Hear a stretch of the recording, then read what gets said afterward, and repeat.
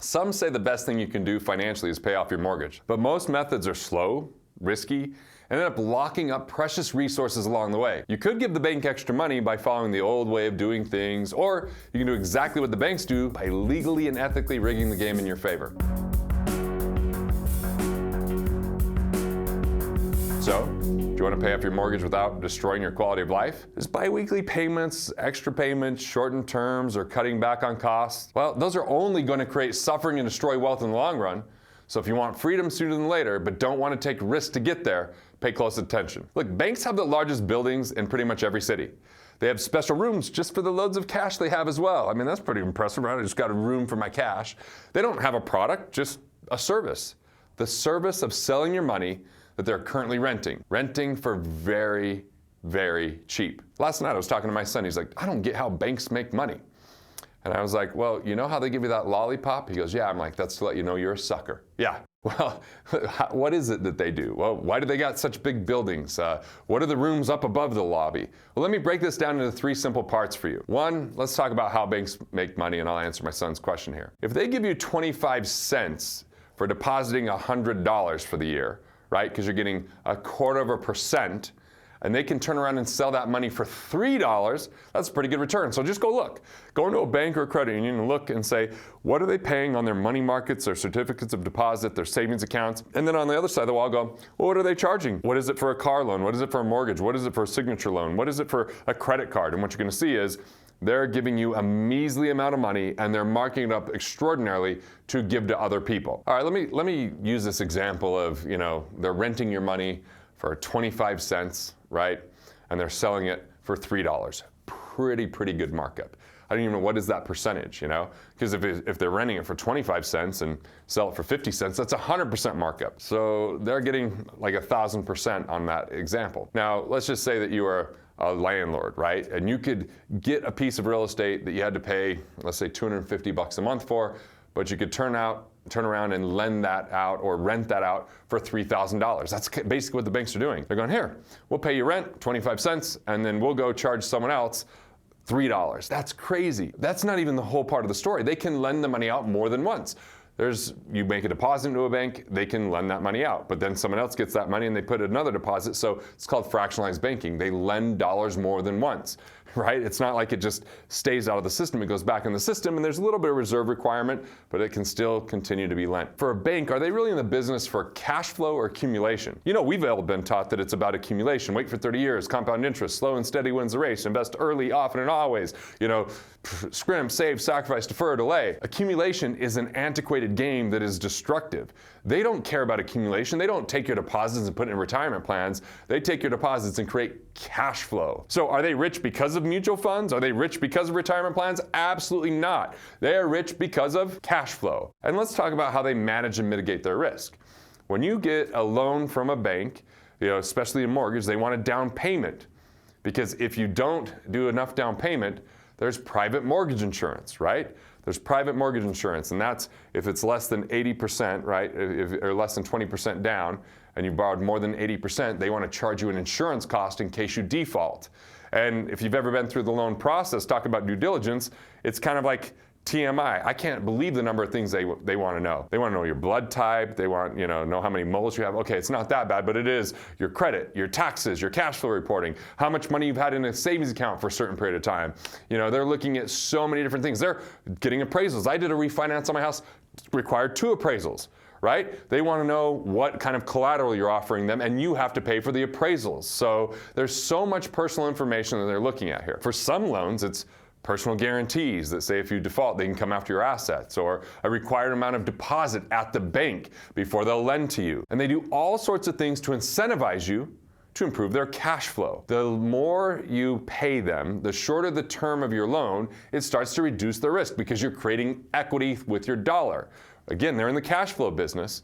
They're charging less for shorter terms because they're saying, hey, shorter term, we have more control of our money, knowing most people are going to refinance or move anyway. So it increases their return if they shorten the mortgage. They can sell that paper, meaning have you ever gotten a mortgage and then all of a sudden it was one mortgage company and then you're paying a different company. That's because they sold the note. They can sell a shorter term note, like a 10-year or 15-year, for more than a 30-year because it's increased cash flow. And again, they're in what game?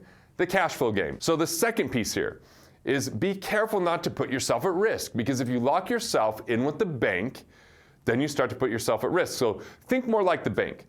You don't have to wait 30 years to pay off a 30-year mortgage. I know that most people think, oh, 30 years, that's forever, but you can actually pay that off in a year or 3 years or 5 years when you have enough cash.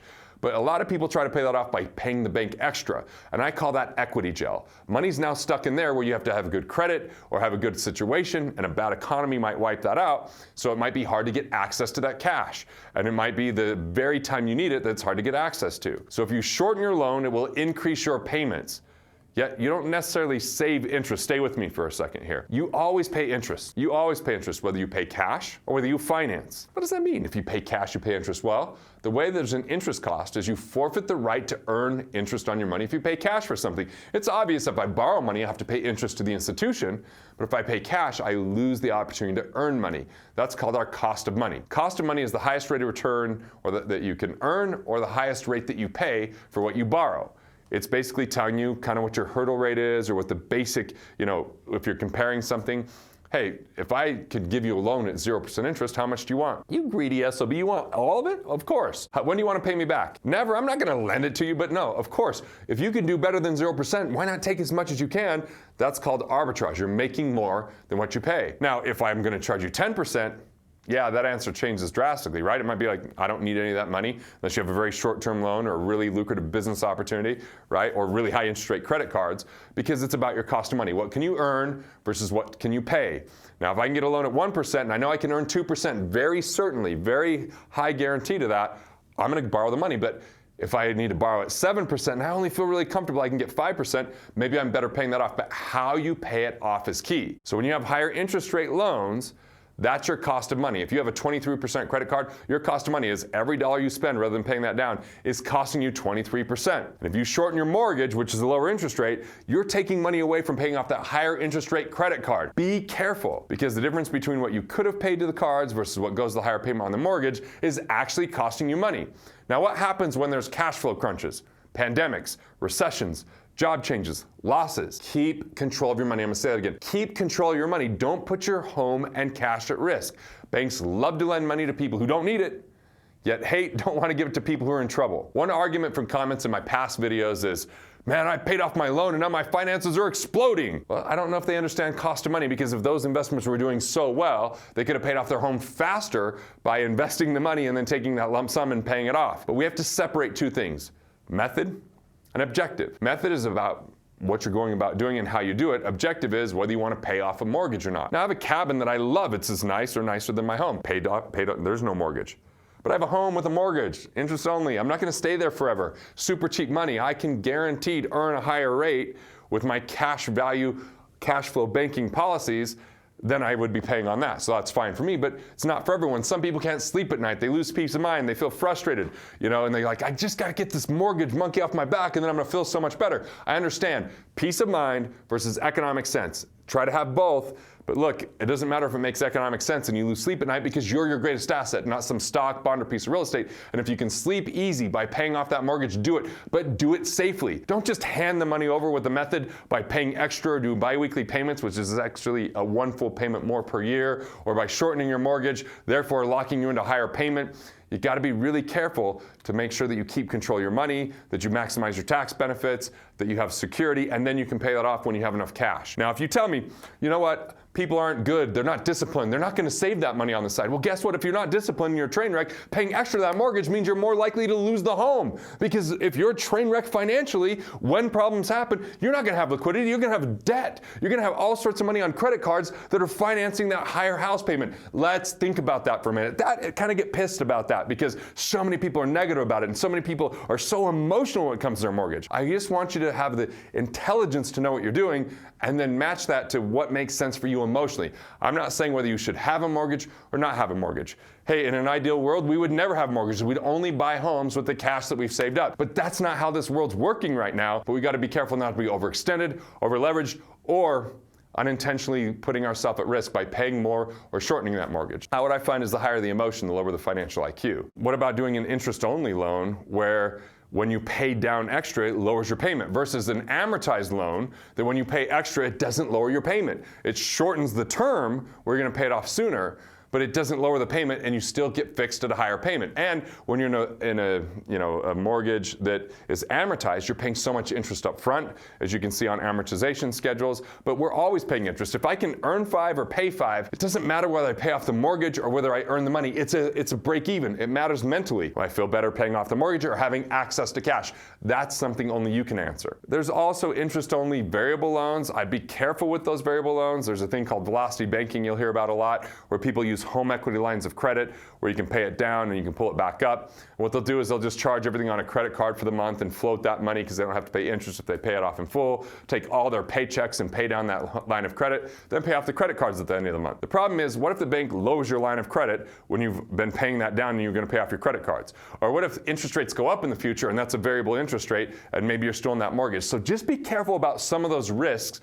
Even though I've done other videos and information on velocity banking to kind of help people out, that's something to really understand. Now, when you go shorter than 30 years, in an amortized loan, you're going to create equity gel by the extra money that you've paid, first and foremost, but also because that front-end loaded piece of the interest as well. What if you lowered your payment the minimum it could be and saved the difference? Will you always stay in the home? That's a question you really need to ask. What could the cash be doing instead? I'd rather see a loan paid down rather than invest in speculative things like the stock market, no doubt about that. But what if you had something on the side as far as cashflowbanking.com or something like that that gives you options that if there's a cash flow crunch, you can make your payment. You have a lower payment because you have a lengthened loan. You maximize some of your tax benefits, which shouldn't be the main reason you do it, but a consideration. I've mentioned bi-weekly a couple times. Let me just say, it's a tricky way to get you to pay more frequently. You pay every 2 weeks rather than pay once a month. But there's 52 weeks in a year. So if you're paying every other week, that's 26 payments. But if we divide 26 into 2, that's 13. That's an extra month's payment because you're paying more frequently. Sure, you'll shorten the loan,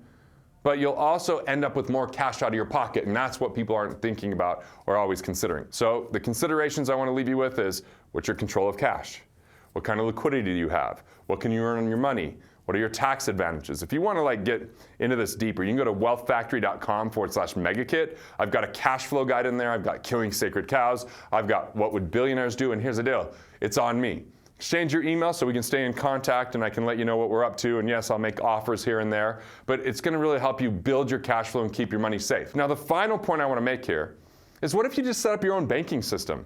What if you stored the money at a place that had guarantees to compete with what you were paying on your mortgage?